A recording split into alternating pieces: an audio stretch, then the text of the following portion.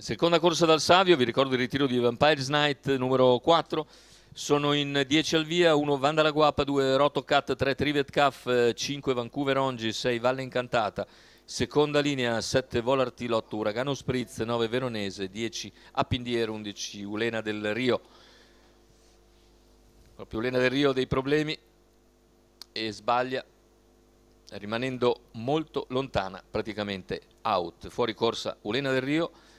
Macchina intanto che accelera, Valle Incantata fa partenza e in breve passa a condurre, mentre è veloce anche Vancouver Ongi che va direttamente in schiena.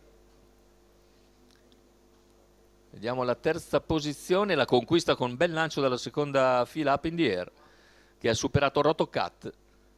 Rimane invece all'esterno Trivet Caf, poi c'è Vanda la Guapa, via gli altri. Intanto i primi 200 in 14,2 con Valle Incantata che ha già scavato una ventina di metri tra sé e gli avversari e si appresta a completare i 400 in 28,7. Valle Incantata leader dunque, Vancouver Ongi in seconda posizione, Appindieri in terza, poi Rotocat, percorsi esterni c'è Trivet Caf che raggiunge Vancouver Ongi dopo 600 metri di gara in 44,5, cerca di graduare ora Roberto Vecchione con Valle Incantata dopo lo strappo iniziale piuttosto violento. E il completamento del giro per Valle Incantata in 59,3. Vancouver Ongi cerca di avvicinarsi mentre c'è la terza ruota dalle retrovie di Veronese che progredisce, raggiunge Trivet Caf in terza corsia e prova a superarlo. Intanto in seconda posizione sempre Vancouver Ongi, in terza c'è Appindier, se n'è andato il chilometro in 1,15 secco, siamo ora a 450 dalla conclusione, in vantaggio Valle Incantata, Vancouver Ongi in scia, poi Appindier, ancora Veronese che si è accodato in quarta.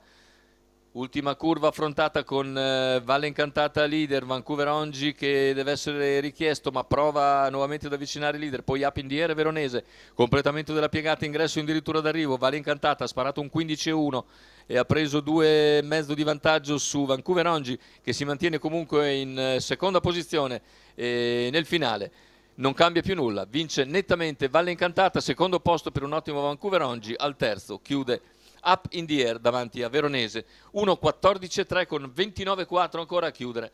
La vittoria mai in discussione per Valle Incantata, oggi velocissima anche in partenza, quota di 1,28 per l'allieva di Holger Ehlert, guidata da Roberto Vecchione, che ritorna così alla vittoria in un percorso di testa coast to coast facile per Valle Incantata in categoria sicuramente molto alla portata dopo il ritiro di Vampires Night.